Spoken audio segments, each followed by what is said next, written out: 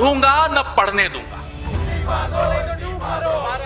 2.5 lakh total बच्चे fail हुए हैं। हमारी जो आंसर शीट थी वो स्कैन कॉपी में किसी दूसरे बच्चे की भेज दी गई थी। The entire process has become a business. నమస్తే.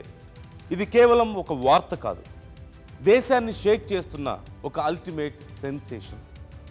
ఒకే ఒక ఎక్స్క్లూజివ్ రిపోర్ట్, కానీ దీని వెనుక అన్లిమిటెడ్ ట్విస్ట్లు, మైండ్ బ్లాంక్ చేసే సస్పెన్స్, పవర్ గేమ్స్ నడిపే పొలిటికల్ డ్రామా, తెర వెనుక స్కెచ్లు వేసిన కార్పొరేట్ అండ్ పొలిటికల్ మాఫియా, దేశానికే గర్వకారణమైన టాప్ మోస్ట్ ప్రీమియం విద్యా సంస్థలను ఒక్క డార్క్ షాడో కమ్మేసింది.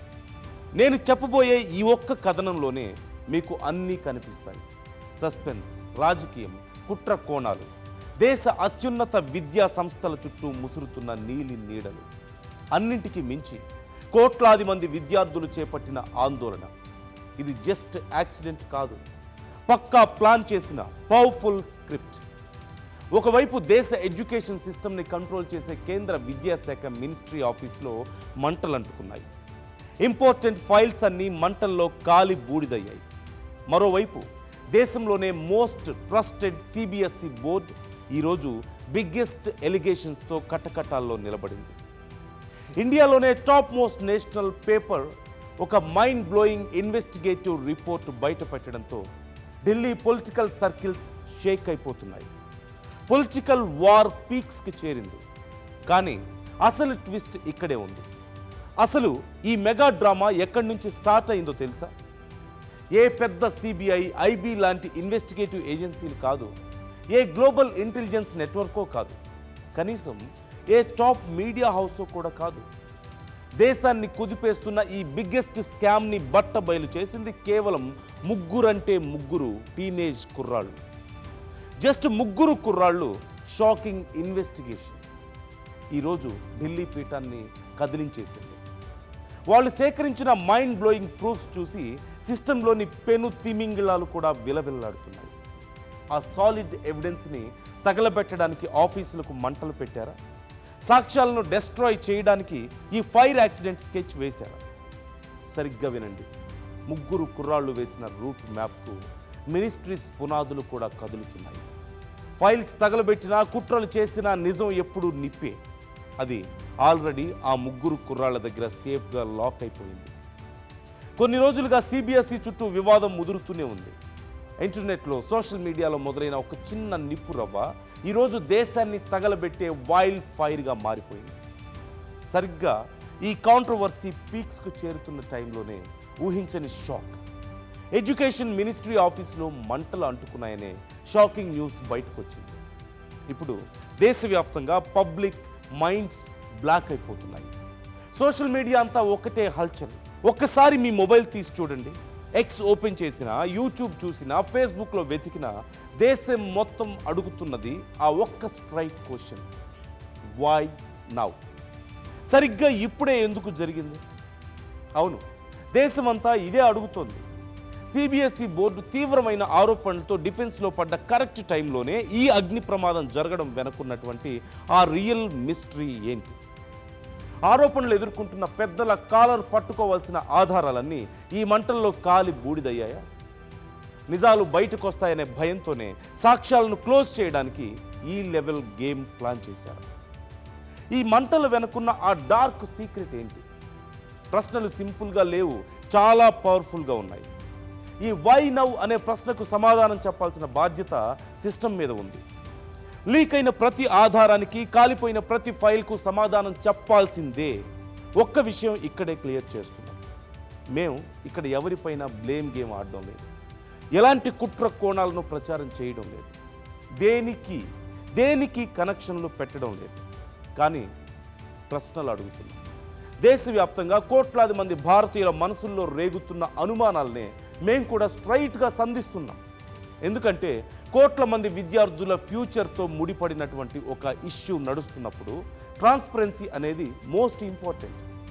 ఈ డౌట్స్ అన్నిటికీ ఫుల్ స్టాప్ పెట్టాలంటే ఒకే ఒక్క రూట్ ఉంది: ఏ చిన్న నిజాన్ని కూడా దాచకుండా పబ్లిక్ ముందు పెట్టడం. అవును, ఈ ప్రశ్నలకు ఆన్సర్ రావాల్సిందే. అసలు ఆ రోజు అక్కడ ఏం జరిగింది? ఎడ్యుకేషన్ మినిస్ట్రీలోని ఏ పర్టిక్యులర్ ఆఫీస్లో మంటలు అంటుకున్నాయి? అక్కడ ఏ లెవెల్ రికార్డులను భద్రపరిచారు? ఏ కీలకమైన ఫైళ్లు కాలి బూడిదయ్యాయి? ఏవి సేఫ్గా ఉన్నాయి? అసలు అఫీషియల్ ఎంక్వైరీ కంప్లీట్ అయిందా లేదా? ఒకవేళ విచారణ జరిగితే ఆ రిపోర్ట్ను పబ్లిక్గా బయట పెడతారా లేదా? డెమోక్రసీలో ఈ క్వశ్చన్స్ 100కు 100% కరెక్ట్. వీటికి అఫీషియల్గా స్పష్టంగా సమాధానాలు చెప్పాల్సిందే. అసలు ఈ కాంట్రవర్సీ ఇంత పెద్దది ఎందుకైంది? దీని వెనుకున్న రియల్ రూట్స్ ఎక్కడున్నాయి? గత కొన్ని వారాలుగా సిబిఎస్ఈ తీసుకొచ్చిన ఓఎస్ఎం అంటే ఆన్ స్క్రీన్ మార్కింగ్ సిస్టంపై మైండ్ బ్లాక్ అయ్యే క్వశ్చన్స్ వస్తున్నాయి. ఎవాల్యుయేషన్ సిస్టమ్ ఎలా నడుస్తుంది? దీనికి బాధ్యులెవరు? అసలు టెండర్ పర్యవేక్షణ సరిగ్గా ఉందా లేదా? టెండర్ రూల్స్ని ఎవరి కోసం మార్చారు? ఇలా ఒకదాని తర్వాత ఒకటి షాకింగ్ లీకులు బయటకు వస్తూనే ఉన్నాయి. మొదట్లో ఇదంతా జస్ట్ సోషల్ మీడియా రచ్చ అనుకున్నారు, లైట్ తీసుకున్నారు. కానీ సీన్ కట్ చేస్తే ఈ ఉదయం దేశవ్యాప్తంగా ఒకే ఒక్క పేపర్ బాంబ్ పేల్చింది. ప్రముఖ నేషనల్ మీడియా హిందుస్థాన్ టైమ్స్ ప్రచురించిన ఆ ఒక్క రిపోర్ట్ ఇటు సిబిఎస్ఈ గుండెల్లో అటు ఢిల్లీ మినిస్ట్రీలో రైళ్లు పరిగెత్తించింది. అవును, ఈ ఓఎస్ఎం సిస్టంలో తీవ్రమైన లోపాలు ఉన్నాయని, బ్లండర్ మిస్టేక్స్ జరిగాయని స్వయంగా సిబిఎస్ఈ బోర్డే అంగీకరించింది అనే షాకింగ్ ఫ్యాక్ట్ను ఆ రిపోర్టు బయట పెట్టింది. అంతేకాదు, సీన్ ఇక్కడితో అయిపోలేదు. ఆగస్టు 2025 టెండర్ రూల్స్ ప్రకారం తప్పు చేసిన ఆ పర్టిక్యులర్ వెండర్పై బ్లాక్ లిస్ట్ వేసి కఠినమైన యాక్షన్ తీసుకునే యోచనలో అధికారులు ఉన్నట్లుగా పక్కా ఇన్ఫర్మేషన్ బయటకు వచ్చింది. లక్షలాది మంది స్టూడెంట్స్ భవిష్యత్తును డిసైడ్ చేసే ఎగ్జామ్ పేపర్లను ఇలాంటి లోపభూయిష్టమైన సిస్టమ్ చేతిలో ఎలా పెడతారు? ఈ వెండర్కు అంత పెద్ద కాంట్రాక్ట్ ఎలా వచ్చింది? దీని వెనక నడిచిన అసలు కథ ఏంటి? రైట్, ఇప్పుడైతే నేషనల్ మీడియా ఈ ఇష్యూలోకి ఎంటర్ అయింది. ఇక కథ పూర్తిగా మారిపోయింది. సీన్ పూర్తిగా రివర్స్ అయిపోయింది. ఇప్పుడు డిఫెన్స్లో పడ్డ సిబిఎస్ఈ బోర్డు ఒక కొత్త పల్లవి అందుకుంది. ఎగ్జామ్ పేపర్లు, జవాబు పత్రాలు ఎక్కడా లీక్ కాలేదని, సిస్టంలో ఉన్న చిన్న చిన్న లోపాలను ఆల్రెడీ కరెక్ట్ చేశామంటూ చాలా సింపుల్గా స్టేట్మెంట్స్ ఇస్తుంది. అవును, అది బోర్డు వాదన కావచ్చు, వాళ్ళ తప్పు కప్పిపుచ్చుకోవడానికి చెప్పే సమాధానం కావచ్చు. కానీ అఫీషియల్స్ ఒక్కటి గుర్తుపెట్టుకోవాలి, ఇది ఇప్పుడు కేవలం కొద్దిమంది విద్యార్థుల సమస్య మాత్రమే కాదు. ఇది ఈరోజు దేశాన్ని కుదిపేస్తున్న ఒక బిగ్గెస్ట్ నేషనల్ డిబేట్. సరిగ్గా ఇక్కడే మనం అసలైన ముగ్గురు రియల్ హీరోల గురించి మాట్లాడుకోవాలి. వాళ్లే వేదాంత్ శ్రీవాత్సవ, నిసర్గ అధికారి, సార్థక్ సిద్ధాంత్. వీరి వెనక ఏ పొలిటికల్ పార్టీ లేదు, ఏ పెద్ద టీవీ ఛానల్ సపోర్టు లేదు. కేవలం ముగ్గురంటే ముగ్గురు టీనేజర్స్ సిస్టంలోని లూప్ హోల్స్ను పట్టుకోవడానికి డాక్యుమెంట్లను జల్లెడ పట్టారు. టెండర్ పేపర్లను ఇంచ్ టు ఇంచ్ స్టడీ చేశారు. వేర్వేరు వెర్షన్స్ను కంపేర్ చేసి చూసి ఎక్కడెక్కడ అక్రమాలు జరిగాయో, ఏమేం లోపాలు ఉన్నాయో వేలెత్తి చూపించారు. ఎవరు పట్టించుకోని టైంలో ఈ ముగ్గురు కుర్రాళ్ళు అడిగిన ప్రశ్నలే ఈరోజు ఇండియా మొత్తం మారుమ్రోగిపోతున్నాయి. పవర్ఫుల్ అఫీషియల్స్ సైతం వీరి ప్రశ్నలకు వణికిపోతున్నారు. కట్ చేస్తే సరిగ్గా ఇప్పుడే ఎడ్యుకేషన్ మినిస్ట్రీ ఆఫీస్లో ఫైర్ యాక్సిడెంట్ జరిగింది. దీనిపై Congress senior leader Jairam Ramesh react అవుతూ దీని వెనక ఏదో ఒక పెద్ద స్క్రీన్ ప్లే నడుస్తోందని, అంతా చాలా ఫిషీగా ఉంది అంటూ బాంబు పేల్చారు. అంతేకాదు, ఈ ఉదయం ఈ మెగా వార్లోకి Congress top leader Rahul Gandhi entry ఇచ్చారు. ఆయన వేసిన పవర్ఫుల్ క్వశ్చన్స్తో ఈ వివాదానికి సరికొత్త పొలిటికల్ రంగు పులుముకుంది. టెక్నాలజీ, వెండర్లు, టెండర్ల చుట్టూ తిరిగినటువంటి ఈ ఇష్యూ ఇప్పుడు డైరెక్ట్గా పొలిటికల్ అరెనాలోకి వచ్చేసింది. రాహుల్ గాంధీ తన ఎక్స్ అకౌంట్లో ఒక వీడియో పోస్ట్ చేస్తూ సిబిఎస్ఈ రీచెకింగ్, రీఎవాల్యుయేషన్ ప్రాసెస్ మీద నేరుగా అటాక్ చేశారు.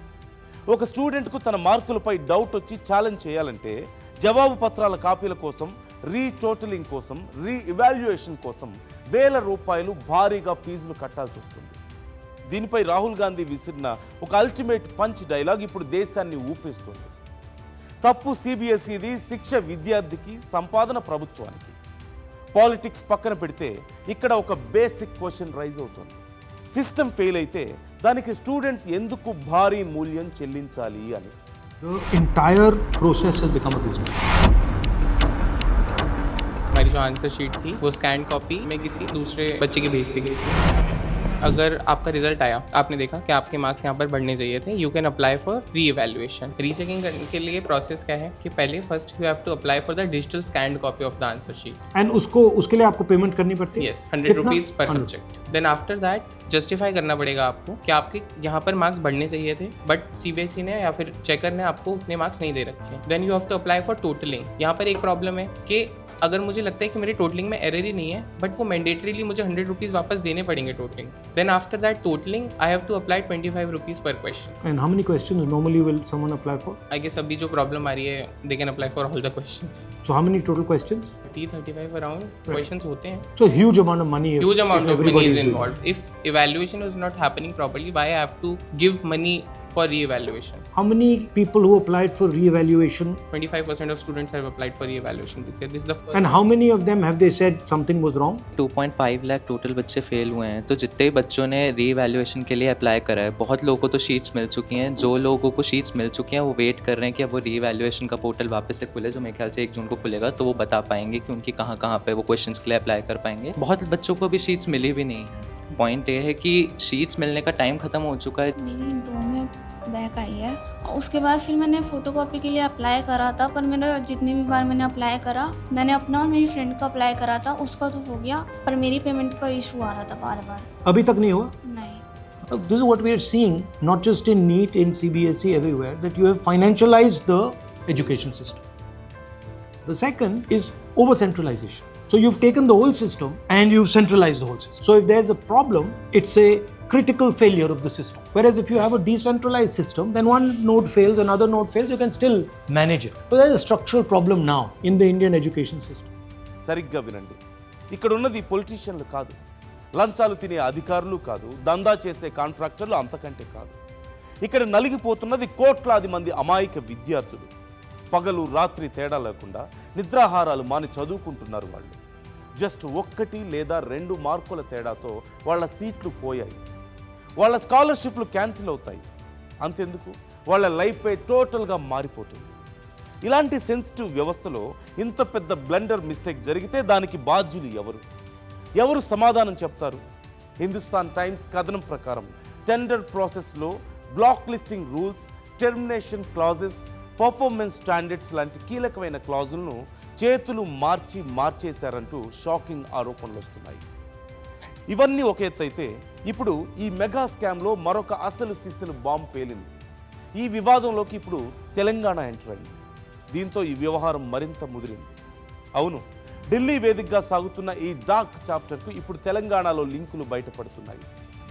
ఇక్కడి నుంచే ఆ సూత్రధారులు స్కెచ్ గీశారా? టెండర్ రూల్స్ మార్చడం వెనక, ఆ పర్టిక్యులర్ వెండర్కు కాంట్రాక్ట్ కట్టబెట్టడం వెనక ఉన్న ఆ తెలంగాణ హ్యాండ్ ఎవరిది? తెలంగాణ కనెక్షన్ ఎంటర్ అవ్వడంతో ఈ ఇష్యూ ఇప్పుడు నేషనల్ లెవెల్ నుంచి రీజనల్ పొలిటికల్ వార్గా కూడా మారిపోయింది. ఎవరిని కాపాడడానికి రూల్స్ మార్చారు? కోట్ల మంది స్టూడెంట్స్ లైఫ్స్తో చెలగాటమాడిన ఆ అదృశ్య శక్తులు తెలంగాణలో ఎక్కడ దాక్కున్నాయి? మొత్తానికి ఈ మెగా ఇన్వెస్టిగేషన్ స్టోరీ ఇప్పుడు అల్టిమేట్ క్లైమాక్స్కి చేరింది. కొన్ని వారాల క్రితం వరకు చీకట్లో ఉన్న ఈ డార్క్ మ్యాటర్ ఇప్పుడు ఈరోజు దేశాన్ని షేక్ చేసే బిగ్గెస్ట్ సెన్సేషన్గా మారింది. 3 కుర్రాళ్ల అలుపెరుగని పోరాటం, హిందుస్థాన్ టైమ్స్ పేల్చిన రిపోర్ట్ బాంబ్, కాంగ్రెస్ అగ్రనేత రాహుల్ గాంధీ పొలిటికల్ ఎంట్రీ, వీటన్నిటి మధ్యలో ఎడ్యుకేషన్ మినిస్ట్రీ ఆఫీస్లో ఎవరూ ఊహించని అగ్ని ప్రమాదం. ఇప్పుడు ఇంటర్నెట్, సోషల్ మీడియా ఒక అగ్ని పర్వతంలా బద్దలవుతుంది. పబ్లిక్ నుంచి ప్రశ్నల వర్షం కురుస్తుంది. ఇది జస్ట్ కో ఇన్సిడెంట్ మాత్రమేనా? సిస్టమ్ని లాక్ చేసే కీలకమైన ఫైళ్లు ఏమైనా ఈ మంటల్లో బూడిదయ్యాయా? అసలు ఈ జనానికి తెలియకుండా ఏం దాచాలని చూస్తున్నారు? एक नारा था, न खाऊंगा न खाने दूंगा। मुझे लगता है वो नारा गलत था। न पढ़ूंगा न पढ़ने दूंगा, ये है असली नारा, और ये पूरे कैबिनेट का नारा है। एक धर्मेंद्र प्रधान जी हैं, अरे साहब आप पर सवाल पूछे जा रहे हैं, आप जवाब दीजिए। कहते हैं राहुल गांधी फ्रस्ट्रेटेड है। जी हां, राहुल गांधी फ्रस्ट्रेटेड है, कांग्रेस पार्टी फ्रस्ट्रेटेड है, पूरा देश फ्रस्ट्रेटेड है। क्यों फ्रस्ट्रेटेड है ये पूछिए। क्योंकि आप देश की मौजूदा पीढ़ी के साथ खिलवाड़ कर रहे हो, इसलिए फ्रस्ट्रेटेड है। और ये फ्रस्ट्रेशन आप में दिखनी चाहिए, आप में नहीं दिखती। क्यों नहीं दिखती? ये सवाल हम आपसे पूछते हैं। क्या रिश्ते हैं आपके इस कंपनी के साथ जिसके बारे में रोज कुछ न कुछ चर्चा हो रही है? अभी उस पर आऊंगा मैं। क्या रिश्ते हैं आपके? क्या व्यावसायिक रिश्ते हैं, सामाजिक रिश्ते हैं, कौन से रिश्ते हैं? ఒక్క విషయం ఇక్కడే చాలా క్లియర్ కట్గా చెప్తున్నాం, ఒక రెస్పాన్సిబుల్ మీడియా హౌస్గా మళ్ళీ స్పష్టం చేస్తున్నాం. ఈ అగ్ని ప్రమాదానికి సిబిఎస్ఈ కాంట్రవర్సీకి కనెక్షన్ ఉందనడానికి ఇప్పటికైతే ఎలాంటి ప్రూఫ్స్ లేవు. కానీ పబ్లిక్ మైండ్స్లో వస్తున్నటువంటి అనుమానాలను ఆపడం ఎవరి తరము కాదు. ఎందుకంటే వ్యవస్థలపై నమ్మకం రావాలంటే కంప్లీట్ ట్రాన్స్పరెన్సీ ఉండాలి. ఎక్కడ నిజాలు దాస్తారో అక్కడ అనుమానాలు డబుల్ అవుతాయి. దీనికి క్లోజర్ పడాలంటే ఒకే ఒక్క మార్గం ఉంది. నిజాలన్నింటినీ దేశం ముందు పెట్టండి. ఎంక్వైరీ రిపోర్ట్లను పబ్లిక్గా బయట పెట్టండి. ప్రతి ఒక్క స్ట్రైట్ క్వశ్చన్కి ఆన్సర్ చెప్పండి. మీ దగ్గర దాచడానికి ఏమీ లేనప్పుడు భయపడాల్సిన అవసరం ఏముంది?